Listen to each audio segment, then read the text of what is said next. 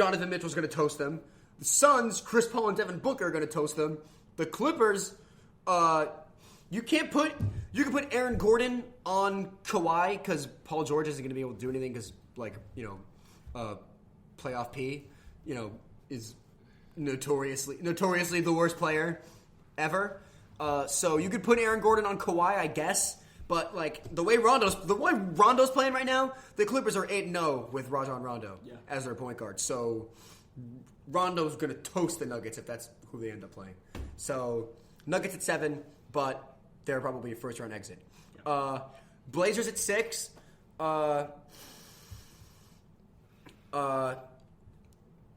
It's kind of basically the exact opposite of the Nuggets because without Nurkic, the Blazers are too small to go anywhere really into the playoffs. Depending on maybe if they play the Clippers, and if the Clippers fall apart again, they can win a series. But they can't go anywhere with the small ball size that they have at this moment. What's that? Unless Dame scores 40 and conceded as well. That's what I'm saying. That was at 7, right? No, I had that. No, they're at 6. I'm putting the Lakers at 5. LeBron.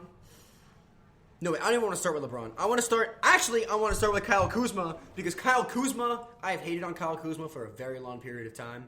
Kyle Kuzma is putting up some pretty decent numbers right now, and one of the better role players. Pull Kuzma's numbers up for the last 10 games. Kuzma is showing that he has the ability to lead a LeBron and AD-less Lakers team, and because of that, I think they've just kind of gotten boned with some of the games that they played, and Schroeder can also handle the ball incredibly well. With LeBron now, he's been doing pretty good right now. He's doing pretty good. That's right, and Schroeder's balling out too. So the fact that the Lakers now have Andre Drummond means that when they play the Nets in the finals, the Nets are going to get stomped because they are literally not going. The Nets are not going to be able to guard. Now that LaMarcus Aldridge has retired, the Nets are not going to be able to guard LeBron, Anthony Davis, and Drummond effectively at the same time. Because that means you can put KD on LeBron. You can put Jeff Green on Anthony Davis. Who do you put on Drummond?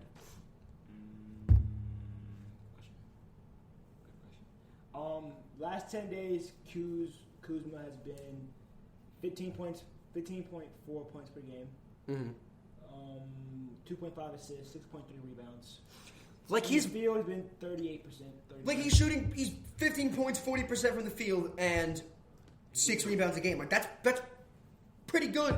Pretty good when you have 2 of the top 15 players of the league in the league on your team. One of which is the best player in the league on your team, and you're playing so many games without them. So the Lakers are gonna slip, but I think it's gonna be good. I think it's gonna be good for them because then they're gonna play the Mavericks at 4 because Luka has the ability to take this Mavericks team to a higher seed since LeBron and AD aren't playing at the moment. So I think that the Mavs are going to overtake them in a seed.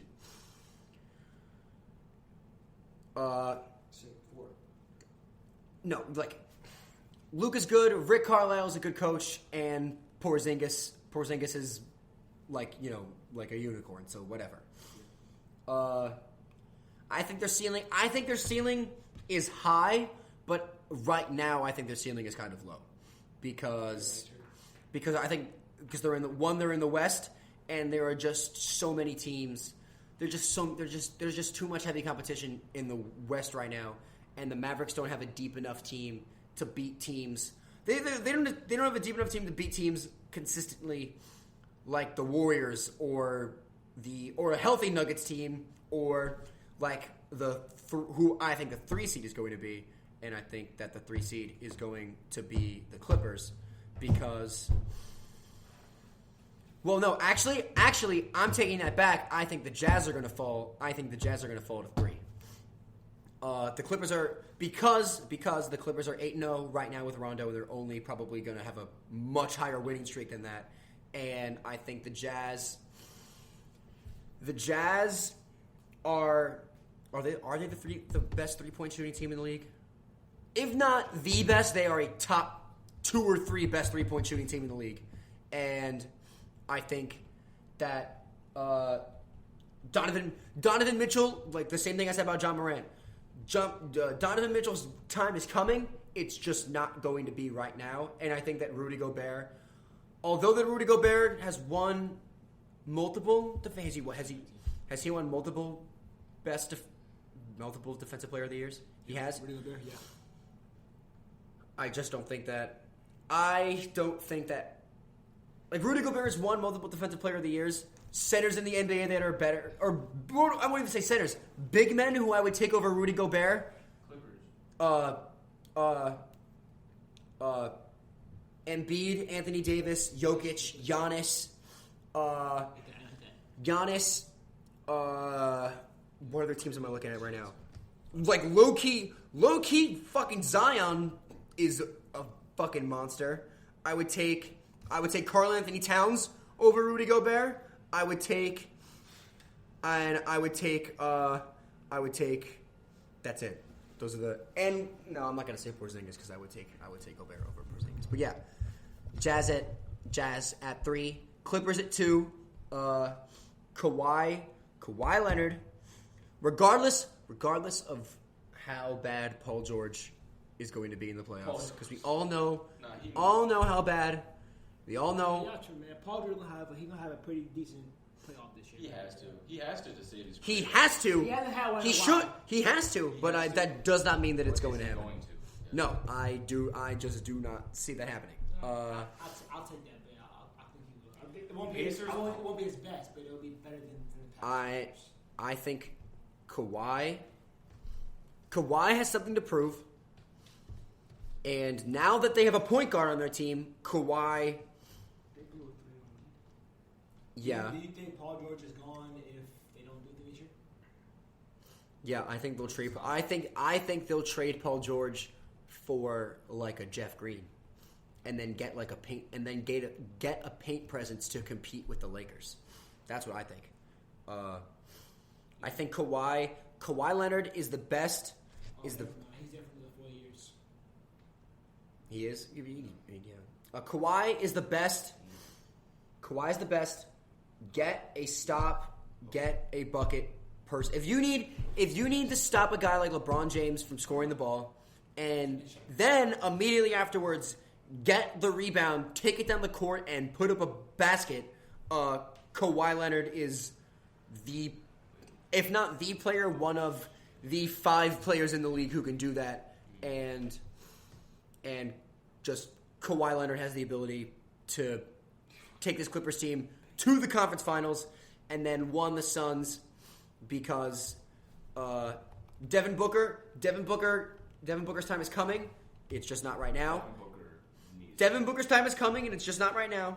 And Chris Paul will retire on the Phoenix Suns.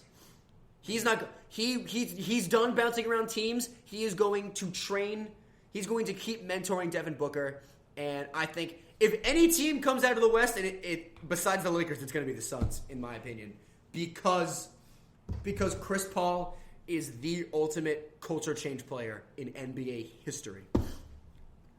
No other player is able to go from team to team and revitalize organizations the same way that Chris Paul has been able to do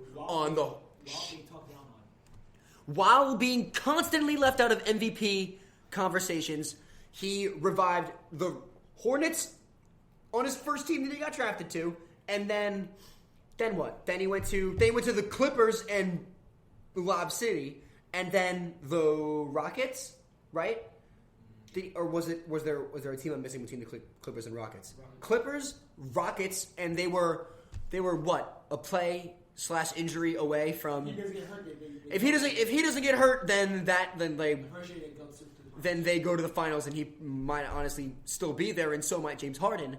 And nobody thought that the Thunder were going to do what they did last year. To win 30 games last year, let alone like almost make a deep run into the playoffs, which would have been awesome. And now the Phoenix Suns, who were under 500 last year, and now are the second seed, 2 seed in the West right now. Like he's only helping Devin Booker become the player that he is destined to become. And then, but regardless, when LeBron and Anthony Davis come back, it doesn't matter because it's going to be over. And Lakers chip. Doesn't matter. When LeBron comes back, it's over. Doesn't matter. That's it. We got on our schedule. For those of you who are still listening to this part of the show, you can follow us all on our respective personal accounts on Instagram. They'll be in the description of the video for sure. You can follow us on Instagram and Twitter at Below the Cap, and we will be on Spotify and Apple Podcasts and various other streaming services that you may have as a listener of podcasts and stuff. We'll be posting as much as possible throughout the weeks. It's gonna be a good quality content only type of thing. So you can count on that. Normally today it was kind of long because of the mock draft we had earlier in the show. Yeah, the mock draft did take up a fucking shit ton. It is the pilot episode. So I mean that's kind of good. To be too long. We're going on almost 3 hours now, but we'll try to bring it down. You know why it's called the pilot? Why is it called the pilot, AJ? Because it's when it's first on air. Is that how it goes? Yeah, that's why it's pilot. I think he bombed that one. I think he bombed it. I did bomb it, but that's what it is. Wait, is that another plane joke, or is that, or is that too, or did I just say something that I probably shouldn't have? No. Oh, okay. No, because it's first. I don't know how do you say it? First on the air, pilot. It's a good line. No clue. All right. Well, this has been the first ever episode of Below the Cap, and thank you so much for tuning in. Thank you so much for putting up with our shit for nearly 3 hours. We appreciate it. Good night.